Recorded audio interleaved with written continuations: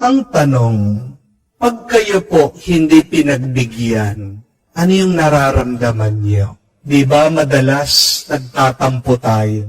Di ba madalas naiinis tayo? Di ba madalas nagagalit tayo, sumasama ang ating loob?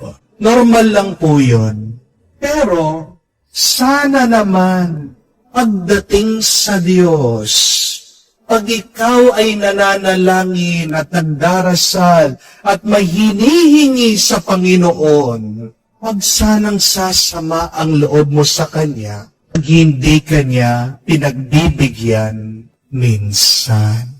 Ano ba ang karapatan natin, tayong ginawa ng Diyos, na magreklamo sa Kanya?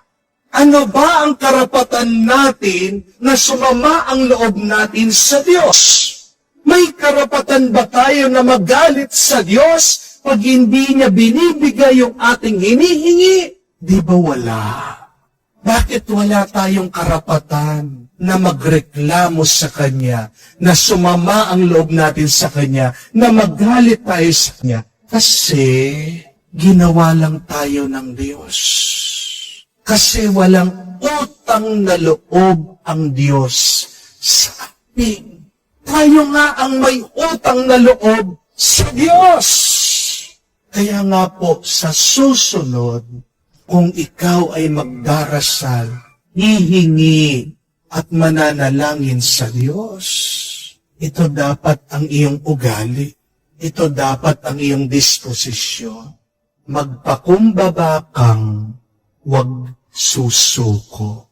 If you want your prayers to be answered, this should be your character. This is what you should do.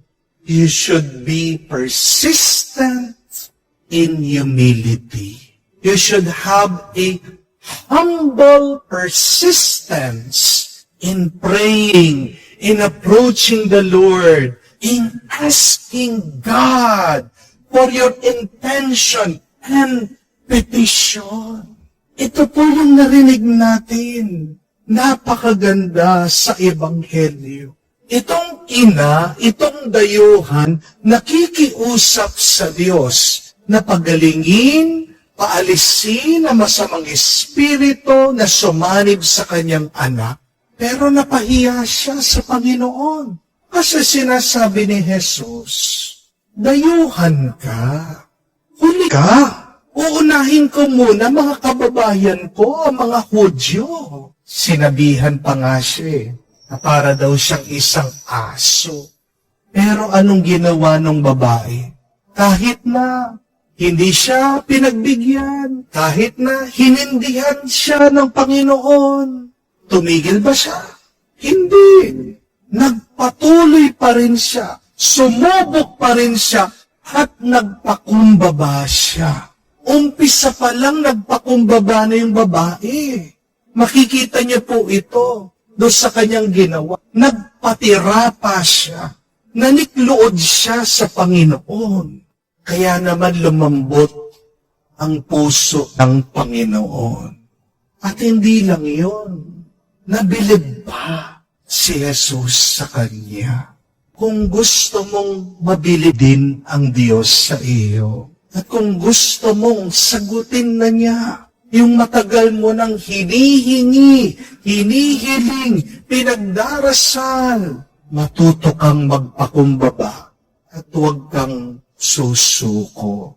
Ano man yan? Sa financial man, sa inyong relasyon, sa iyong mga sakit, be humble and be persistent. Remember this, my dear friends. God's denial are God's trial. Amen?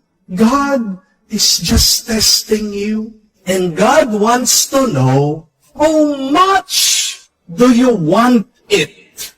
Gaano mo ba kagusto itong hinihiling mo? Dahil kung talagang gustong-gusto mo, lalaban mo.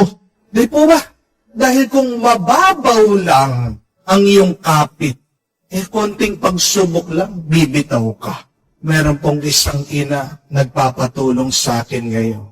Kasi gusto daw po na pumasok sa seminaryo ng anak niya. Sabi ko sa kanya, lumapit siya dun sa parish priest niya, sa parokya nila. Kausapin niya yung pari nila para tulungan yung kanyang anak sa pagpasok sa seminaryo.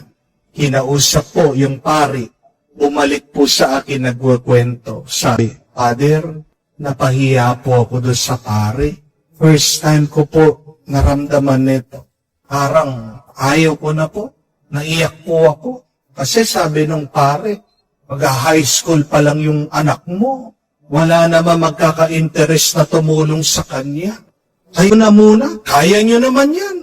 Say, Father, nahihirapan din naman kami sa buhay. May problema yung business namin, yung negosyo namin, kaya nga nagpapatulong kami. Ang hirap po. Tapos sabi ko po sa kanya, unang pagsubok pa lang, bumibigay ka na, sumusuko ka na. Ako nga, narinig ko talaga.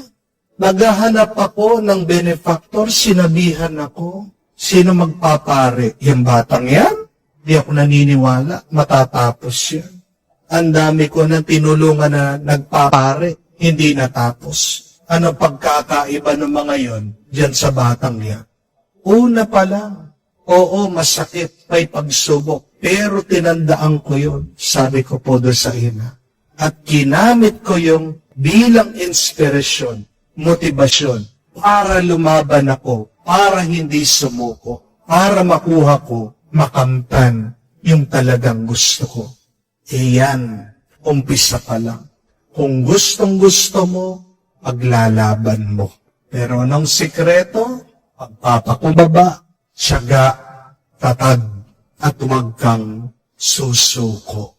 Ikaw, kayo po, kumusta na ang inyong nararamdaman? Kumusta na inyong mga naiisip? Ano yung mga bagay na hanggang ngayon hindi pa binibigay ng Diyos? Ano yung mga dasal, dalangin na hindi niya kayo pinagbigyan? Susuko ka ba? Ikaw ba'y magagalit? Sasama ba ang loob mo sa Kanya? Huwag naman sana. Dahil kung ikaw ay magpupursige, kung ikaw ay magtsatsaga lang at magpapakumbaba sa harap niya, mabibilib din siya sa iyo at pagbibigyan ka niya sa kiling mo.